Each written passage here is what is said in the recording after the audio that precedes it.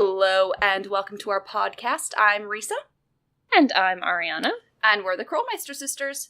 As a reminder, this podcast is rated T for teen for strong language and mature themes. If you would like a podcast where... I almost plugged my dadcast. You know, the podcast of dad jokes. If you would like a podcast where they, you know, they just talk about Nancy Drew on, like, a good family-friendly level, which is awesome, then head on over to her very own podcast, Unlocked. This week, they spoke to the voice actress who plays Savannah. And also Helena from Phantom of Venice and Rachel from Warnings of Waverly Academy. All the same person. What? I know, and someone from one of the Dossier games who I don't know. Oh, well, I wouldn't know that. Yeah, I don't. We played those once. No clue. You keep having to remind me I played those. Apparently, it didn't make enough of an impression. But yeah, so they talked to her this last time, which is awesome. That's cool. Yeah, but what are we talking about today, sister? Well, we are doing a 2-part series on villains. Getting really into the minds. Getting into the minds of the complicated villains. Yes. So the first part is Part 1. Damn, villains, you scary. Exactly. We're going to talk about what we think are the scariest villains. Yes. In no particular order except for one of them, which is the scariest of them all. So, you know. Yeah. Pretty much they're all scary except one of them, which is scarier than all of the rest. Which, Scary you know. All of them. Pretty much. Yeah. So, I think we're going to group 3 of them together, though, because they definitely fall under a category of creepy men. We're just gonna, this is the creepy men category. And I'm gonna start it off with Andy Jason, because Ariana just played Danger on Deception Island. And Andy Jason is terrifying. He's horrible. Is awful. Andy Jason, the entire game, spends this time giving off bad vibes. He gives off really bad vibes. Creepy vibes. And I'm gonna put it out there. We've talked about this guy before. The guy who worked at the Michaels, by where we lived, who was just like Andy Jason. And he would follow us around the store and just be generally terrifying and just give off these awful vibes. And Andy Jason, he's that guy. Yeah. It's that really upsetting nice guy routine, you know? It's not even the nice guy. It's that really unsettling, like, it'll take nothing to set him off and make him lose his shit. And I don't know, man. I don't trust a creepy white guy. I mean, yes. Yeah. Honestly, he just gives... Yeah. And then Nancy gets on, like, the boat alone with him for the whale watching tour, and it's like, Twice she goes out into open waters with this man. Yeah, I mean... On purpose! We already know, in that game, Nancy has zero self-preservation instincts. Like, oh, God. Specifically in that game. But... I mean, she talks to a stranger and gives her, like, the stranger goes, hey, I've been watching you. She goes, wow, really? Like, that's so cool. A stranger has been watching you, Nancy. Now don't get in a boat with a strange man, too. Like... Yeah. Pretty much. I just want to put my head down. I know. No. And he just is... He spends the entire time just being really fakely nice, I think is the worst part. It's that gross fake nice. Yeah. Ugh. And then, in the end, he full-on murders Nancy with his bare hands. Full-on murders, which is the theme. The theme on these 3. These 3 guys. Full-on murders Nancy with his bare hands. Yeah. Next, I'd like to go to one of the worst, which is Shorty Thurmond. Fucking Secret of Shadow Ranch, who is also a creepy white guy who does a nice guy routine. Although it's a different nice guy routine. It's the I'll be your best friend, like, it's the gay best friend routine. Yeah, exactly. It's that guy who's like, oh, I'm gay and you're a woman. That means we're gonna be best friends. We're just gonna It's that. Give me the goss, hot juicy goss. That's what he does. He literally does that. It's just like he just like leeches onto Nancy in an so unhealthy way, and he demands Nancy gets close to him. Like if she's clearly being withdrawn, he's like, Nancy, you're hurting my feelings. I would just like us to be close. Isn't that just a fine thing? That fucking. He does. So it's like, oh, you're so mean for being mean to me, even though you've got no reason to really be nice to me. You don't have no reason to trust me. Like, we're girls. We're gonna be friends. Come on. It's so upsetting. It's so upsetting. It's emotionally manipulative, and he does it knowing he's gonna fuck Nancy over. I know. Oh, it's just like, ugh. And then a lot of those noises. And then he murders Nancy with his bare hands. Here's Shorty. And that ending, because we didn't understand what we were supposed to do in that ending when we played it the first time. Oh my god, we died so many times. I had nightmares about that ending for years. I still have nightmares about getting stuck in this cavern. I just did my senior playthrough. I did not give anyone the option of me dying. I was like, okay, I'm winning. Oh yeah, no, you'll notice on my playthrough of Danger on Deception Island, I just barreled through. I was like, nope, no, I'm not kidding. I'm not doing this. There's no good night, I allowed myself to Nancy. be caught once, and I was like, nope, that's it. That's my line. Yep, nope, we're done. Yeah. Because, nope. These 3 men are terrifying. I hate them. Ugh. And I will laugh through it. Right? Aren't they horrible? Awful. And then the last one in this category is Elliot Chen in Haunted Carousel, if people forget, because a lot of people forget that game existed, which honestly, I understand. It's very forgettable, which is unfortunate. Because, it could have been great. It could have been. But fixing games. Exactly. But Elliot Chen, same archetype, really, as he's trying, he's on our side. He's, like, literally relating to us. At least the difference is, Elliot, he is relating to us a little bit just because he knows that, he doesn't think we're there to really, like, fuck him over or anything like that. So his interactions with us are very minimal. He's like, I don't have to deal with you, so I'm not going to deal with you. And his very minimal is very, like, still showing of who he is a little bit. It's like, it's very flippant. It's very, like, passive aggressive. Yeah. And so it's not quite as deceptive and upsetting. So it still totally upsets me when he comes and finds us and he tries to murder us. Murder us with his bare hands. Just putting that out there. That's the thing. All 3 of these guys, they want to murder. They physically come after Nancy gleefully, and at least 2 of them have a fucking catchphrase that when they do it. Yeah. Say goodnight, Nancy. Here's Shorty. I don't remember what Elliot says. He says something, but it's not as catchy.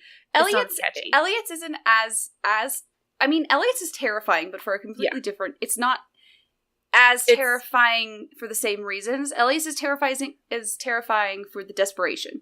Yes. Elliot's is terrifying because he is someone at the end of his rope who is doing something that has to be done.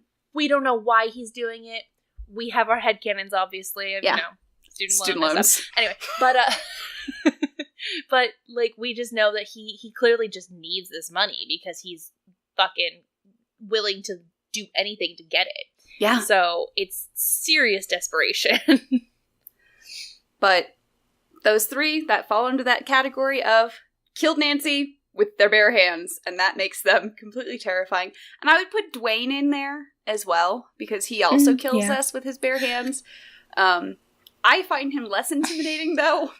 Yeah, he then gets taken out by the mall cop, and I think that makes it less terrifying to me, just because of that. Mm-hmm. He's less intimidating also because he just is, as a person, less intimidating to me. He seems like you could just push him over and somehow there'd be, like, a pile of trash behind him that you push him over into, and he'd be, like, rolling around in somebody's old, like, Chinese food takeout, and it's significantly less intimidating, but still, like, upsetting. Yeah, so it's still scary, especially in that ending sequence, if you do fail. Especially knowing that he was going to, murder Lillian. Just oh my god, outright murder her. That was the plan. He was gonna stage a fucking. It was gonna make it terrifying, and people were gonna walk in the next morning, and no. But he's still less intimidating because he's bumbling. So not competent. Because he's not very good. So the incompetence brings him down. He's not as terrifying as the other three. So. I bet you Maddie visited him in prison. I bet she did. She's that kind of pushover. Seriously. Ugh. That girl. Anyway. Moving on. Okay. Skipping down, though. No, we don't. I want to talk about the only woman who made this list isn't even a woman. She's I want to little talk girl. about Jane Penvlin. Is terrifying to me. And you're like, Risa, she is 12. You could knock her over. Okay, this child is terrifying to me. Because she straight up rationalizes psychologically torturing a woman just so she could get her parents back together. That is just horrifying. Some out of touch shit. Like, there needs to be a parent present in her life because somebody failed along the way. So, like, really, when you go in there, like, Ethel is involved in this as well. That scares me in this.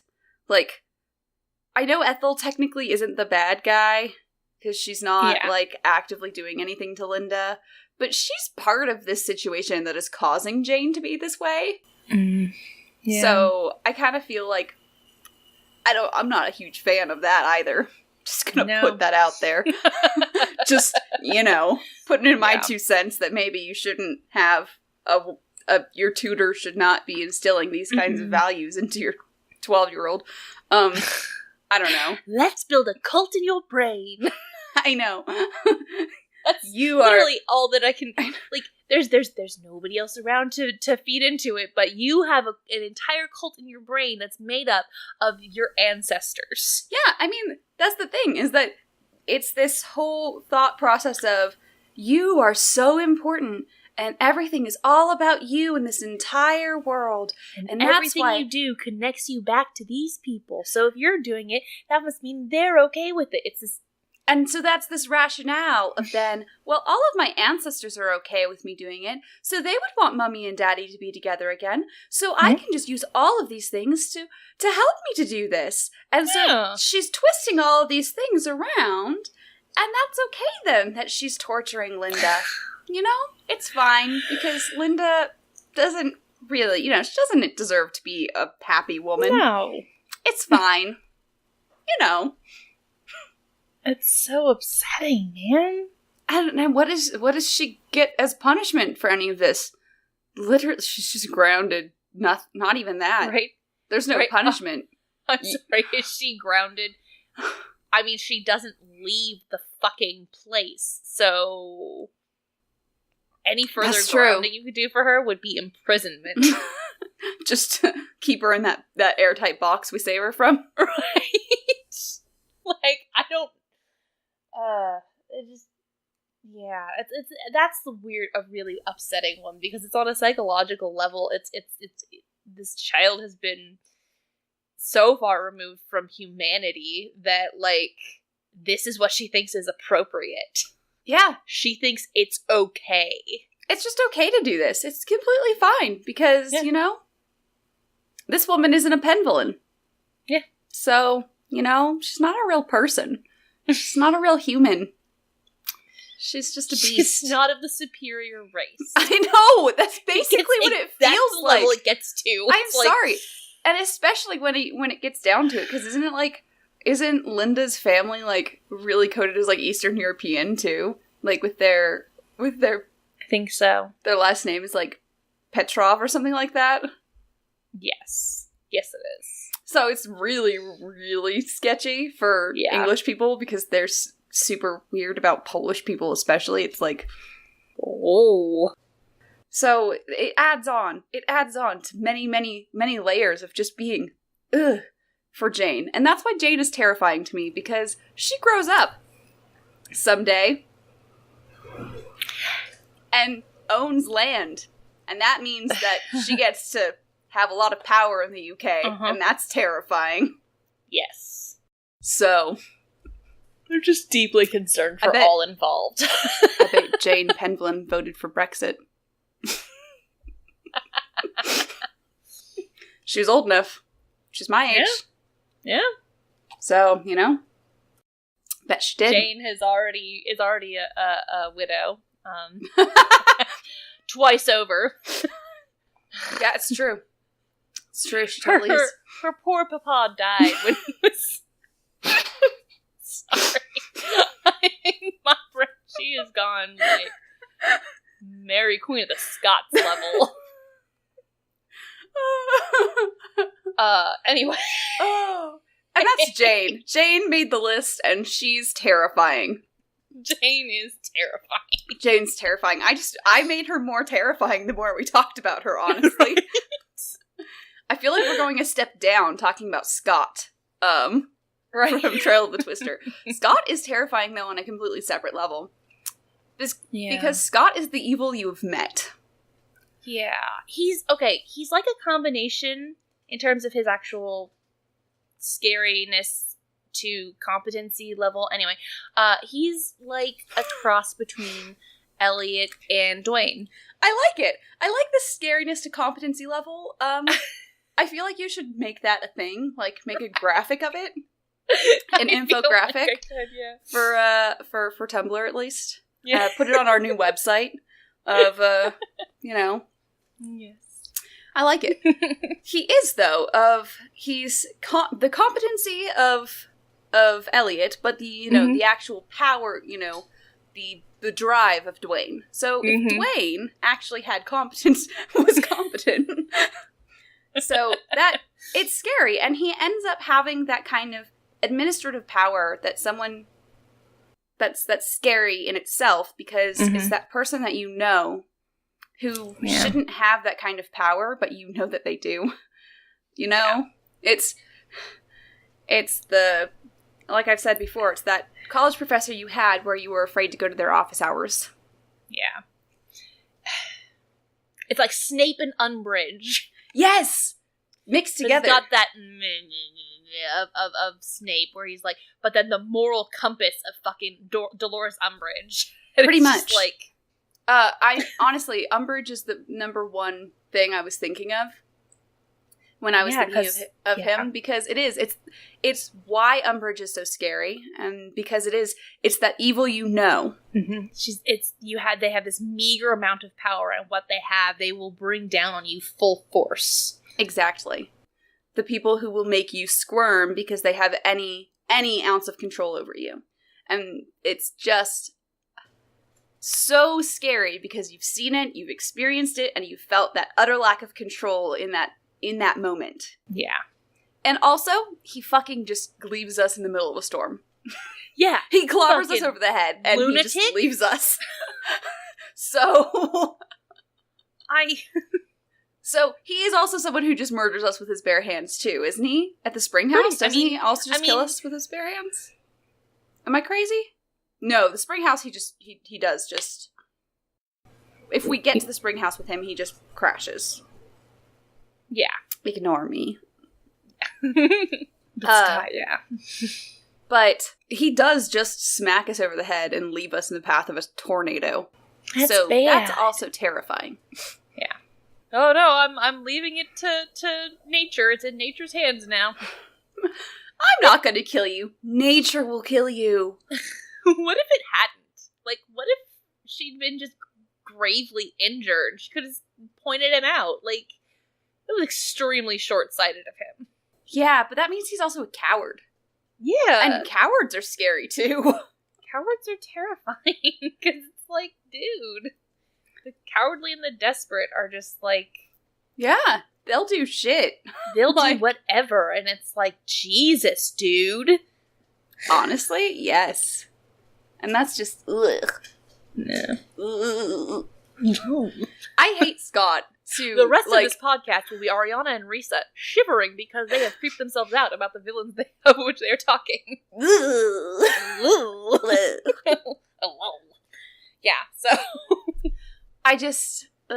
I honestly am terrified of him the entire game. Mostly because also, on another level, he also is just that abuser. Mm-hmm. Because he flies off the handle at everything. You don't know when he will, though. And that scares me. I hate playing that game. He keeps this, like, bullshitty demeanor where it's like, oh yeah, I don't care about that. Do I look like I should be? It's very, like, at a certain point he keeps doing it. And so it's like, oh, that seems like it's harmless. And then push him just the tiniest inch to the left, and all of a sudden he's losing it and coming at you in your face. Yeah. You know, it's that kind of and you guy. Don't know what's gonna set him off too, and it leaves me like feeling like this game for children should not set off my trauma. As a trauma survivor, I feel like a children's game shouldn't trigger me. I don't know. I feel like that's, like, one of the silliest things. I should ask out of a children's game. I don't know. Children's game, can I ask that you don't, upset me to the... Every single one of these games, someone tries to kill Nancy. This is very upsetting. How? Okay, there's another one that upsets... Sorry, that sprung me off. Corinne from Warnings of Waverly Academy. Corinne, yeah. Corinne. Yeah. I can't remember her last name. Myers? I keep wanting to say Myers. It is Myers? Myers? It's Myers, yeah. Awesome. Anyway. It's another one of those. Like a cross between Scott and Jane, because she's and she's just like smart enough to know pretty much how to get away with it, and she can rationalize the hell out of it like Jane. It's this. She was willing to let someone die for her grade. It wasn't even for the grade at that point. She just wanted the book. That was the worst part. It's just well, I wanted the Lost Stories of Poe, and that was what I was going to get, and now I have it. And now you get to die. Bye. Like, what? Like, you're like 17.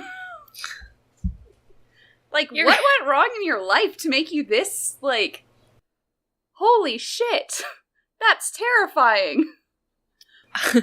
Honestly, I get the feeling that, for her, it's like, her family was well off, so her parents were very much of the mind of, but that doesn't mean you get to slack off. You have to work very hard for absolutely everything in this world, and they, like, needled that into her so that she felt like she had to, like, scavenge for every possible good thing, Pretty much. Ugh. Deeply upsetting. So, we're trying to be equal. Equality. Women are just as terrifying as men. Women are just as horrible as men. None of the women just murder us with their bare hands, okay? No, they're usually like... I'm sorry, and the women... excuse me while I get the fuck away with it. And I'm sorry, I just find men terrifying. I'm sorry. I can't help it. With a woman, I could probably defend myself. I am a tall woman. I am strong. I just don't have enough mass to defend myself from a man. I'm just saying. Yeah. And Nancy is the same height as I am. We know this from Alibi and Ashes. Yeah. So And she's not as strong as I am, because I'm buff. Buff. I'm buff. If you guys are watching the podcast, you'll see my incredibly buff arm right now. But if you're not watching, you can't see. But as you should know, see my buff duly arm noted. Duly noted. My arm's so buff. Ariana, tell them I'm buff. You're buff. Thank you. She's buff. It's good. So, that's why we don't have as many women on the list. However, the scariest villain of all is senility. Is Joseph from the final scene. Yeah. So, Ariana, you wrote a lot about this. I did. Yeah, it's just okay. I have gone on about we've gone on about how he makes us sad. Yeah. However, that does not mean that I wouldn't push him down a flight of stairs. Because evidently, I meant if he's coming at me, not just in general. Not like I'd idly stand there and go, "What? I guess I'm gonna push this old man down the stairs." That's not what I meant. Let her talk. I swear. Hear me out. Like, this guy was coming after me because, okay, him attacking us is scary. He's clearly he fucking physically overpowered Maya, who is a perfectly able-bodied young woman, and then he easily overcomes Nancy if we don't, think quickly. But honestly, the scariest part for him is senility. Like, he's losing his mind. Like, he's, as you said on here, he's so divorced from reality that there's no reasoning with him. He's a perfectly strong, apparently, person who has no concept of the world around him. I mean, pretty much. It's just, the most terrifying thing to me is when we're talking to him and we're like, Joseph, we have to get out of here. And he's going, I think we should, get all this stuff together for tomorrow. I think it'd look really nice. It's like, that is terrifying. He's in such denial. He's had a break with reality. Yeah. Like, he had to deal with the situation he's in, and instead of dealing with it, he's broken. And that has made him a danger. And that is so terrifying. There's nothing we can do to reason with him. And that's what makes him the most terrifying villain out of all of these people. Because there's no amount of saying, stop. There's no amount of saying, hey, maybe we can work this out. There's no amount of any of that can get him to stop. There's nothing we can do to reason with him. And that's just horrifying. Mm-hmm. And basically, it's at a kill or be killed sort of level, because you're not going to talk him out of it. You're not going to change his. He's got a one-track mind. He knows what he has to do. What he has to do is take care of the Royal Palladium. And if that means kidnapping a girl and putting her in a building that's about to be collapsed, so be it. Because the building isn't going to be collapsed. Because everything is fine. Because you're keeping the Royal Palladium safe and in working order. And it's like, oh, it's just so awful. It's horrible. And that's just, especially when we were kids playing it, that was terrifying. Yeah. Especially with family members who were going senile. Oh, God. Oh, good. Dementia. That's fun. Fun for the whole family. Jesus. Ah, yes. A view of the future. Excellent. I look forward to thinking there are people in my attic that I don't have. Yeah, I mean, so that's our list of, that is our list of the most terrifying villains. if you guys have different villains you think are terrifying, if we think we missed some that scare the shit out of you, please tell us. Because, scariness is subjective, so different for everyone. You can let us know on our Twitter, our Tumblr, our Twitch, our YouTube. We are no longer going to be using our SoundCloud. However, you can now find us on iTunes and Google Podcasts. You can find us as Krolmeister Sisters on both of those. Yeah. And don't forget to, rate us on the... Give us a good review. It's always fun. Yeah, rate us and review us. That can be your line, sister. You can say, don't forget to rate us and review us on Apple Podcasts and Google Podcasts. That's your line now. You have to say it from now on. You guys heard her. If she cuts me off, you guys know. She's a liar and a bad person. Oh no. I know. Oh no.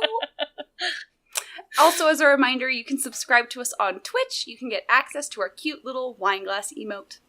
So, as a reminder, I'm Marisa. And I'm Mariana. And we're the Krolmeister Sisters.